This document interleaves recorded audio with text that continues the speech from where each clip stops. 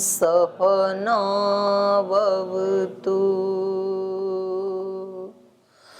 सहनौ भुनक्तु सह वीर्यं करवावहै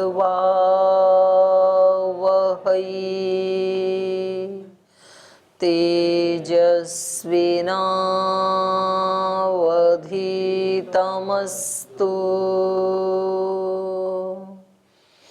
मा विद्विषावहै। ॐ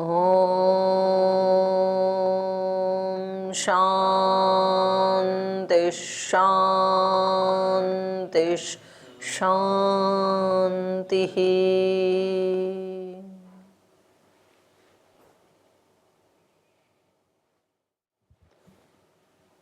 सूत्र पाठ। ओम। अथ चतुर्थोऽध्यायः द्वितीयः पादः वाङ्मनसि दर्शनात् शब्दाच्च अत एव च सर्वाण्यनु तन्मनः प्राण उत्तरात् सोऽध्यक्षे तदुपगमादिभ्यः भूतेषु तच्छ्रुतेः नैकस्मिन् दर्शयतो हि समाना च श्रुतिक्रमात् अमृतत्वं चानुपोष्य तदापीतेः संसारव्यपदेशात् सूक्ष्मं प्राणतश्च तथोपलब्धेः नोपमर्देनातः अस्यैव चोपपत्तेरेष ऊष्मा प्रतिषेधादति चेन्न शारीरात् स्पष्टो हेकेषां स्मर्यते च तानि परे तथा ह्याः अविभागो वचनात् तदोग्रज्वलनं तत्प्रकाशतद्वारो विद्यासामर्थ्यात् तच्छेषगत्यानुस्मृतियोगाच्च हार्दानुगृहीता शताधिकया रश्म्यानुसारी निशीनेति चेन सम्बन्धस्य यावद्देहभावित्वात् दर्शयति च अतश्चायनेऽपि दक्षिणे योगिनः प्रति च स्मृते स्मार्ते चैते इति द्वितीयः पादः। ओ चलिए, वेदांत दर्शन के चतुर्थ अध्याय का द्वितीय पाद हम पढ़ रहे हैं। और यहाँ पर जो मुक्त आत्मा है उसका प्रयाण कैसे होता है, उसका प्रयाण कैसे होता है, ये बताया जा रहा है। तो हमने कल पढ़ा था 17 नंबर सूत्र में तदोकः अग्र प्रज्वलनम, उसका जो हृदय स्थान है उसका अग्रभाग ज्ञान से प्रकाशित हो जाता है, क्योंकि आगे प्रकाश रहेगा तो उसको आगे कहाँ जाना है वो दिखाई देगा ना। हृदय में तो वो रह रहा है और हृदय के अग्रभाग में माने उससे आगे कहाँ जाना है, उसको किस स्थान में जाना है, तो वो उसको दिखाई दे रहा है, ईश्वर की अनंतता। तो उसका जो हृदय स्थान है उसका अग्रभाग प्रकाश से प्रज्वलित हो जाता है, तत्प्रकाशित द्वार है। तो वो जो प्रकाशित द्वार है वो कैसे होता है, विद्या सामर्थ्यात्, ज्ञान के सामर्थ्य से प्रकाशित होता है, वो ऐसे नहीं होता है। तो अज्ञान का नाश और विद्या की वृद्धि जैसे जैसे होती जाएगी तो विद्या के सामर्थ्य से वो द्वार प्रकाशित होता है। तच्छेष गति अनुस्मृति योगाच्य, तो अब उसको आगे जो जाना है, जो शेष गति उसकी बच गई है, यहाँ तक की गति तो कर ली उसने, अपने हृदय से अज्ञान अविद्या का नाश कर लिया, अब आगे उसको ब्रह्म में प्रवेश करना है। तच्छेष गति अनुस्मृति योगाच्य, जो उसने शास्त्र में पढ़ा, गुरुजनों से सुना और खुद का जो अनुभव किया, उसके योग से हार्दानुगृहीतः, हृदय में रहने वाला हार्द, हृदय में रहने वाला आत्मा भी है और हृदय में रहने वाला परमात्मा भी है। तो यहाँ पर परमात्मा के लिए कहा है हार्दानुगृहीतः, उस ब्रह्म के द्वारा अनुगृहित, हृदयगत जो ब्रह्म है, हृदय में रहने वाला जो ब्रह्म है उसके द्वारा अनुगृहित ये आत्मा शताधिकया गच्छति, जो 101वीं नाड़ी है उसके माध्यम से प्रयाण करता है। ये आपने कल पढ़ा। तो कहा वो हृदय से तो निकल गया, तो अब आगे कैसे होगी उसकी गति, कहाँ जाएगा वो हृदय से निकल करके, तो वो आगे बता रहे हैं रश्म्यानुसारी, बोले इस शरीर से निकल करके, हृदय से निकल करके वो रश्मि के आश्रय से जाता है, जो सूर्य रश्मियां हैं। स एष ब्रह्मोपासको विद्वान मूर्धन्या नाड्या रश्म्यानुसारी भवति। ये मूर्धा नाड़ी से निकल करके रश्म्यानुसारी भवति माने सूर्य रश्मीन अनुसरति, सूर्य की रश्मियों का अनुसरण करता है। तैहि सार्धम ऊर्ध्वम गच्छति, उन रश्मियों के साथ साथ वो ऊपर की तरफ जाता है। अथ यत्र एतस्मात् शरीरात् उत्क्रामति तथा अथ तै एव रश्मि भी ऊर्ध्वम आक्रमते। तो कहा कि अथ एतस्मात् शरीरात् उत्क्रामति, इसके बाद क्या करता है ये उसका छांदोग्य उपनिषद का वो दे रहे हैं प्रमाण। इसके बाद मतलब जब उसको ये शरीर छोड़ना है जीवन मुक्त व्यक्ति को, तो इस शरीर से उत्क्रमण करके अथ एतैव रश्मि भी, इन रश्मियों के द्वारा ही ऊर्ध्वम आक्रमते, ऊपर की ओर चढ़ता है वो। तपः श्रद्धे ये ही उपवसन्ति अरण्ये शांता विद्वांसो भैक्षचर्यां चरन्तः सूर्य द्वारेण ते विरजाः प्रयान्ति यत्रामृतः स पुरुषो ही अव्यात्मा। ये मुंडक उपनिषद का प्रमाण है। ये भी यही बता रहा है कि जो लोग तपः श्रद्धे ये ही उपवसन्ति अरण्ये, जो श्रद्धा और तप पूर्वक अरण्य में निवास करते हैं। श्रद्धा भी होनी चाहिए, तपस्वी भी होना चाहिए, दोनों बातें होनी चाहिए। कभी श्रद्धा होती है व्यक्ति तपस्वी नहीं होता है, वहां जाके सोता रहता है। और कभी कभी व्यक्ति तपस्वी तो बहुत होता है लेकिन अपनी तपस्या के बल पे ही सब पाना चाहता है, श्रद्धा नहीं होती है, श्रद्धान्वित नहीं होता है। तो इसलिए यहाँ दोनों शर्तें लगाई। तपश्रद्धे ये ही उपवसंती अरण्य शांता विद्वांस है, शांत भी हो विद्वान भी हो। विद्वान होते हैं वो शांत नहीं होते, शांत रहते हैं वो विद्वान नहीं होते, तो परस्पर विरोधी गुण है ये।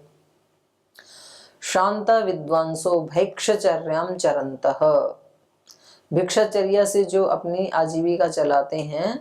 विरजाते, जब वो मल रहित हो जाते हैं, विशुद्ध हो जाते हैं, विवेक ज्ञान से युक्त हो जाते हैं, तब सूर्य द्वारेण प्रयान्ति, सूर्य द्वार से माने ज्ञान के प्रकाश के द्वार से वो यहाँ से प्रयाण करते हैं। यत्र अमृतः स पुरुषो ही अव्य आत्मा, वो वहां पहुंचते हैं जहां स पुरुषो ही अव्य आत्मा, अव्य आत्मा वो पुरुष जहां है माने परमात्मा, वहां पर ये पहुंचता है अमृत होकर के, मृत्यु से मुक्त होकर के। तो अब यहाँ पर इन्होंने कहा कि भाई ये अपने शरीर से उस तेज के साथ जो इसके हृदय में प्रकाश हो गया, ज्ञान हो गया, उसके साथ ये इस शरीर को छोड़ करके और सूर्य की रश्मियों के अनुसार उनके ऊपर आरूढ़ होकर के प्रयाण करता है ये। तो अब यहाँ पर प्रश्न ये है कि ये ऐसा आत्मा यदि दिन में मरा तब तो सूर्य की रश्मियों से चला जाएगा, और रात को मरा तो फिर क्या होगा? रात को शरीर छोड़ा तो रश्मियां तो है नहीं, फिर क्या होगा इसका? तो ये पूर्व पक्षी का सूत्र है। निशि इति चेत् न संबंधस्य यावत् देह भावित्वात् दर्शयति च।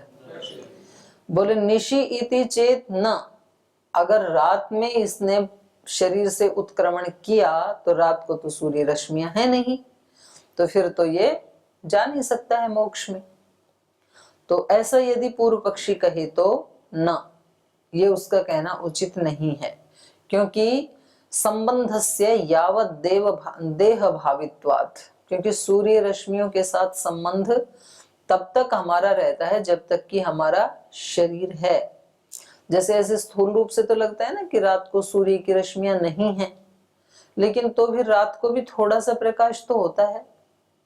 चंद्रमा भी नहीं है, चंद्रमा होता तो चंद्रमा का प्रकाश आ ही जाएगा, पर जब चंद्रमा भी नहीं होता है उस समय भी थोड़ा प्रकाश तो होता है ना।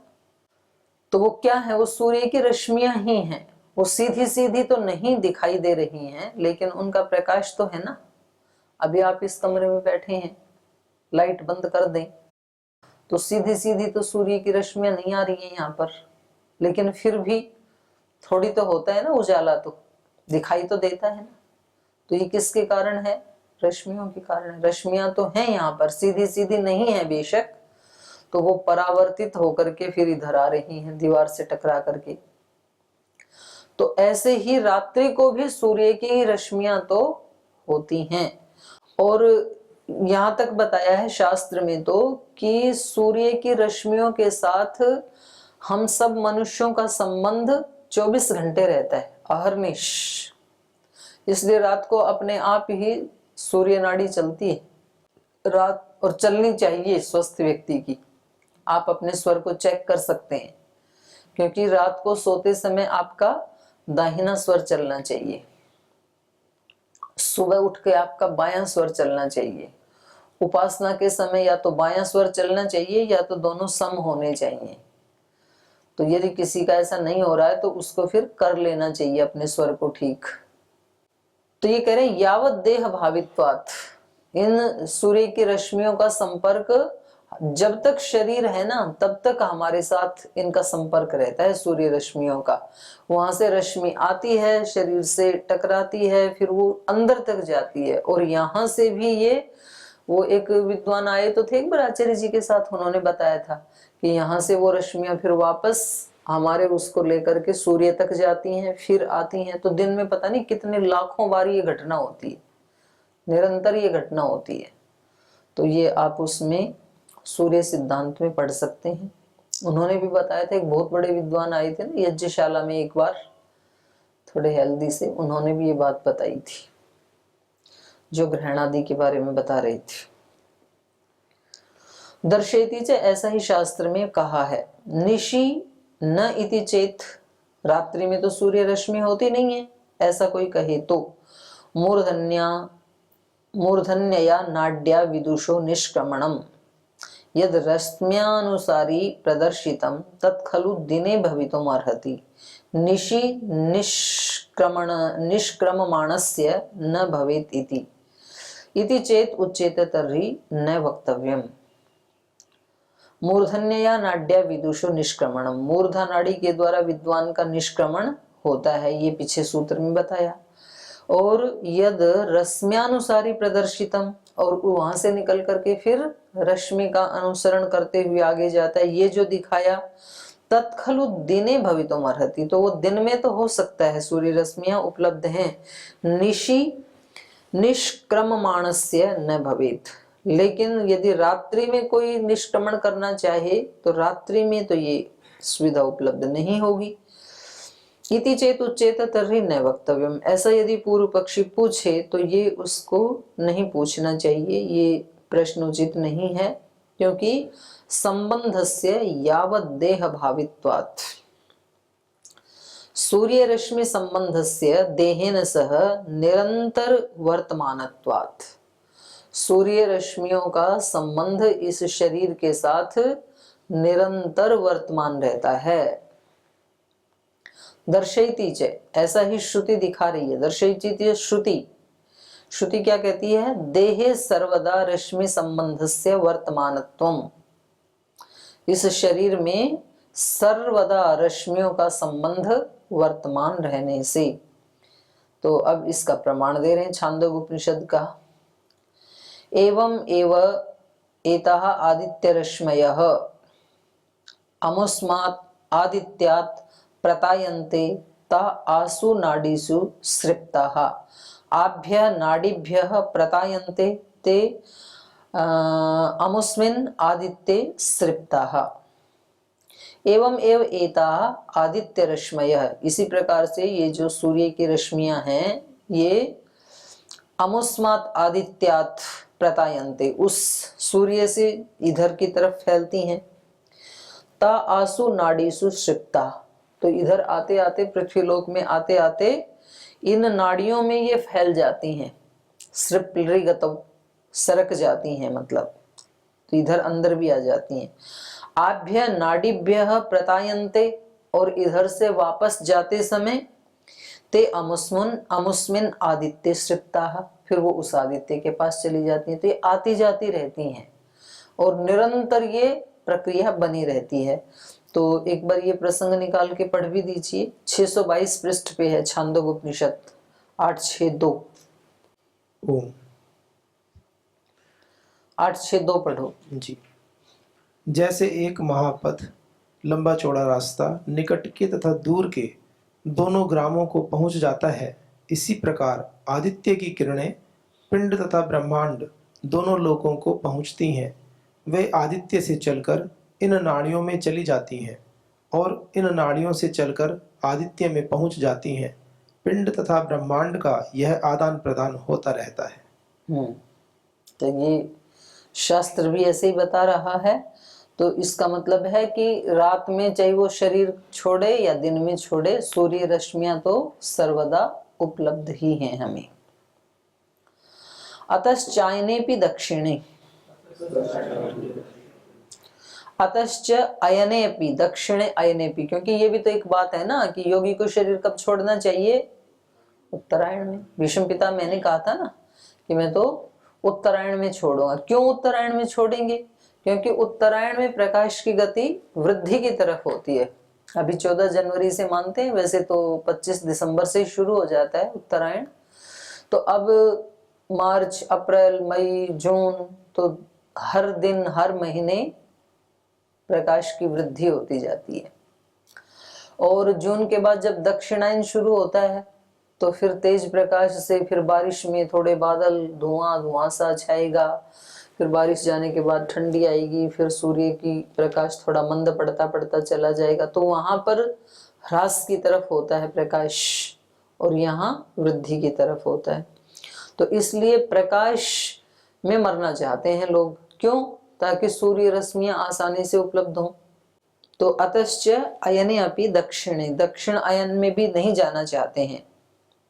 लेकिन ये कह रहे हैं कि आप दक्षिणायन में जाएंगे तो भी रश्मियां उपलब्ध ही हैं, तो कोई दिक्कत नहीं है। ऐसा विवेकी व्यक्ति, योगी पुरुष उत्तरायण में शरीर छोड़े या दक्षिणायन में छोड़े, वो तो मुक्त होना ही है, वो ब्रह्म को प्राप्त होना ही है। ये इस सूत्र का अर्थ।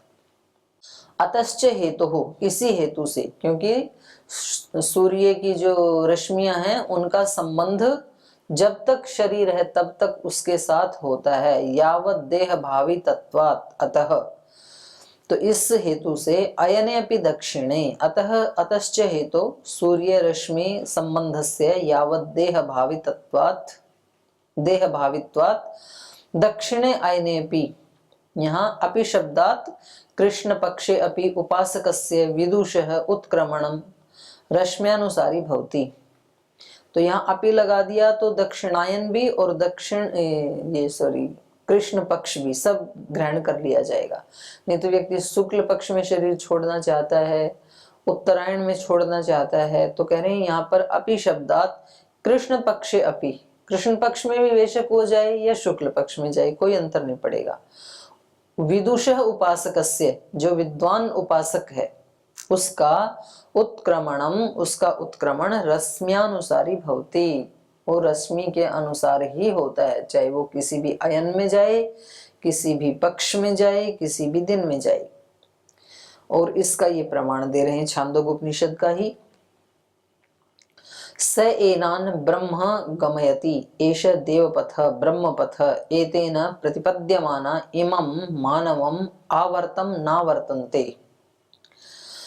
स एनान ब्रह्म गमयति, स मतलब वो आदित्य, क्योंकि रश्मियों के माध्यम से आदित्य तक पहुंच गए, आदित्य लोक में, और फिर वो आदित्य स एनान ब्रह्म गमयति, वो फिर ब्रह्म तक पहुंचा देते हैं। एष देवपथ ब्रह्मपथ, यही देवपथ है, यही ब्रह्मपथ है। एतेन, इस पथ के द्वारा ही, एतेन प्रतिपद्यमाना इमं मानवम आवर्तम न आवर्तन्ते, वापस लौट करके नहीं आता है। ये एक बार इस मार्ग से गया, इस ब्रह्म पथ से, और इसके द्वारा उस ब्रह्म से मिलने के बाद ये मानव जो है, इमं मानवम आवर्तम न आवर्तन्ते, इस मनुष्य को वापस नहीं भेजा जाता है। एतद् वचनम तत्वविद भी उत्प्रेक्षम, तो बोले ये जो वचन है ये किसके द्वारा ध्यान देने योग्य है? तत्वविद भी, जो तत्ववेता हैं उनके द्वारा ध्यान देने योग्य है। माने उन्होंने बताई है ये बात, क्योंकि जो जानता नहीं है वो तो कैसे बताएगा कि कैसे जाता है। तो ये तत्ववेताओं ने बताया है, ये उनका वचन है, तो ये हमें जानना चाहिए। यद्देवं तर्हि यत्र काले तो अनावृत्तिम आवृत्तिम चैव योगिनः। कह रहे हैं यदि एवं, यदि ऐसा है तो तर्हि यत्र काले तो अनावृत्तिम आवृत्तिम चैव, जो अनावृत्तिम आवृत्तिम चैव, कुछ लोगों की तो आवृत्ति होती है, मुक्त नहीं हुए, और जो मुक्त हो गए उनकी अनावृत्ति। योगिनः, योगी की अनावृत्ति होती है, बाकी की तो आवृत्ति होती है। प्रयाता यान्ति तम कालम वक्ष्यामि भर्तर्षभः। तो ये उसका दे रहे हैं गीता का।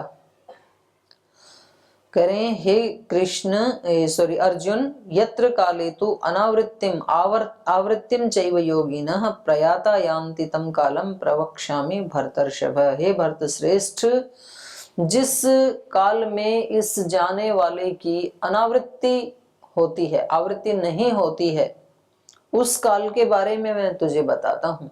उस काल के बारे में सुनो। माने जिस काल में जो एक तो हो गए जो पूर्ण मुक्त हो गए हैं, जीवन मुक्त, वो तो किसी भी काल में जाएं, उनकी तो अनावृत्ति ही है, वो कभी वापस लौट के नहीं आएंगे।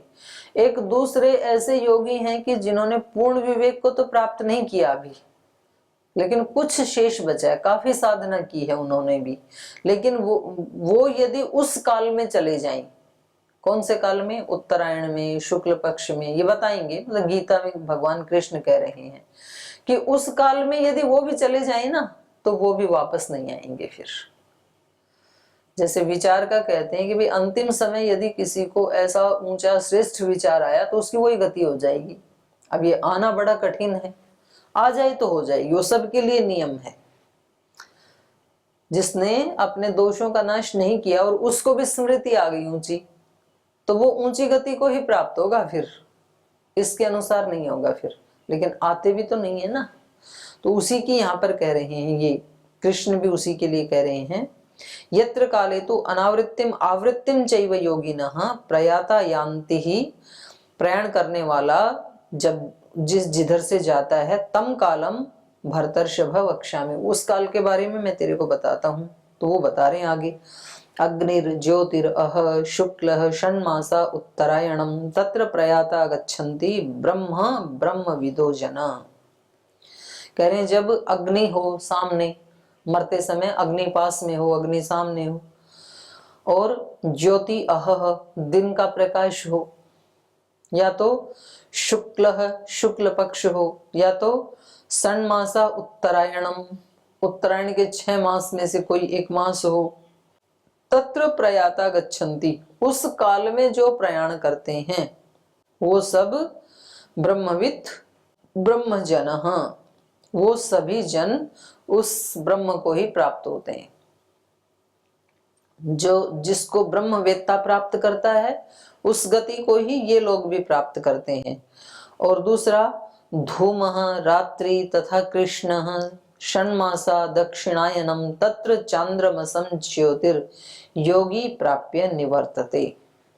और कह रहे हैं जिस समय धूम हो, धुआं सा हो रहा हो, कोहरा सा हो रहा हो, या रात्रि हो, तथा कृष्ण, और वैसे ही कृष्ण पक्ष हो, और दक्षिणायनम षण्मासा, या दक्षिणायन के 6 माह हो, उनमें से कोई एक माह हो, तत्र चांद्रमसम ज्योति योगी प्राप्य निवर्तते, तो वहां वो चंद्रमा की ज्योति को प्राप्त करके वो योगी वापस आ जाता है। तो ये दोनों मार्ग बताए ना इन्होंने, आवृत्ति का भी और निवृत्ति का भी। वापस लौटने वाला तो कौन सा है? जब वो दक्षिणायन में या कृष्ण पक्ष में या अंधेरे में जाएगा तो वो वापस लौट आएगा। ये सभी के लिए कह रहे हैं, योगी के लिए कह रहे हैं, ये गीता में कह रहे हैं। और जो उत्तरायण में या शुक्ल पक्ष में या अग्नि जल रही हो, प्रकाश हो, दिन हो, ऐसे जाएगा तो वो वापस नहीं आएगा। ये पूर्व पक्षी पूछ रहा है कि आप तो कह रहे हो कि योगी किसी भी काल में मरे वो मुक्त ही होता है, लेकिन गीता में तो कृष्ण कह रहे हैं इस काल में कोई भी योगी जाएगा तो वो वापस नहीं आएगा, इस काल में जाएगा तो वापस आएगा। तो कह रहे हैं किमर्थम प्रदर्शते, फिर ऐसे क्यों दिखाया उन्होंने। पुनरावृत्ति दक्षिणे अयने अनावृत्तिश्च उत्तरे अयने उत्क्रममाणस्य योगिनः। जब यहाँ पर ये दिखाया है कि जो उत्तरायण में जाता है उसकी पुनरावृत्ति नहीं होती है, जो दक्षिणायन में जाता है वो फिर वापस लौट के आता है, पुनरावृत्ति होती है। तो यदि ये ऐसा नहीं होता तो वहां पर क्यों दिखाते भगवान कृष्ण गीता में, ये इनका प्रश्न है। अत्र उच्यते, तो इसके लिए कह रहे हैं, अच्छा ये जो पंक्ति है ना, यत्र चांद्रमसम ज्योति ही योगी प्राप्य निवर्तते, माने सूर्य की ज्योति हो तो वापस नहीं आएगा, चंद्रमा की ज्योति है तो वापस आ जाएगा। तो इसका क्या अभिप्राय है। ज्योति का मतलब है यहाँ पर ज्ञान। जैसे सूर्य की ज्योति जो है उसमें चीजें बिल्कुल स्पष्ट दिखती हैं, उसमें कोई भ्रम नहीं होता है। तो एक तो ये भौतिक प्रकाश है और एक तो ज्ञान का प्रकाश है। तो ज्ञान का प्रकाश कैसे बढ़ता है, पहले एक रश्मि की तरह होता है ज्ञान का प्रकाश, जैसे कि एक सूर्य की रश्मि। तो प्रकाश तो है वो भी, लेकिन वो बहुत कुछ दिखा नहीं सकता है। तो ऐसे हमारे विवेक का, ज्ञान का प्रकाश एक चिंगारी से होता है। जैसे मान लो हम शास्त्र पढ़ रहे हैं तो थोड़े तो ज्ञान की वृद्धि हो ही रही है ना इससे, और फिर वो ज्ञान बढ़ करके एक रश्मि से एक दिन का प्रकाश बन जाता है, माने कई गुना बढ़ गया। फिर एक दिन के प्रकाश से 15 दिन का शुक्ल पक्ष का प्रकाश बन जाता है, माने ज्ञान और बढ़ रहा है, विवेक ख्याति तक बढ़ेगा ना। ये 15 दिन के प्रकाश के समान इसका ज्ञान प्रकाश हो जाता है। फिर उसके बाद उत्तरायण के जो 6 महीने हैं उसके समान, माने उत्तरायण के 6 महीने का प्रकाश यदि जोड़ा जाए तो बहुत ज्यादा प्रकाश हो गया, इतना ज्यादा इसको विवेक हो जाएगा। फिर संवत्सर हो जाएगा, और उसके बाद फिर आदित्य का प्रकाश। आदित्य के प्रकाश का मतलब है पूर्ण विवेक। पूर्ण विवेक हो गया तो अब ये वापस नहीं आएगा। और दूसरी तरफ जो है वो प्रकाश तो है, जैसे रात्रि में भी प्रकाश रहता ही है, पर कैसा प्रकाश है वो, बिल्कुल चीजें स्पष्ट नहीं होती हैं। तो वो हमारे जैसे अज्ञानियों का प्रकाश है। प्रकाश तो है हर व्यक्ति में, प्राणियों में भी है, मनुष्येतर प्राणियों में भी है, सभी में ही है इतना विवेक तो। पर वो कैसा है, रात्रि के प्रकाश जैसा है, कुछ भी उसमें स्पष्ट पता नहीं चलता है कि क्या करें क्या ना करें। फिर वो उससे भी ज्यादा गहरा हो जाता है 15 दिन के अंधकार के समान, और फिर और ज्यादा गहरा हो जाता है दक्षिणायन के 6 मास जैसे, उससे भी ज्यादा गहरा हो जाता है। फिर आदित्य का तो यहाँ पर लिया नहीं, चंद्र ज्योति ली। तो चंद्रमा का यद्यपि प्रकाश तो है, लेकिन सूर्य की अपेक्षा वो मंद प्रकाश है। तो ऐसे प्रकाश को जिन योगियों ने प्राप्त किया, तो इसका मतलब वो छोटे योगी तो कहलाएंगे। प्रकाश तो हुआ, चंद्रमा का भी तो प्रकाश है ही।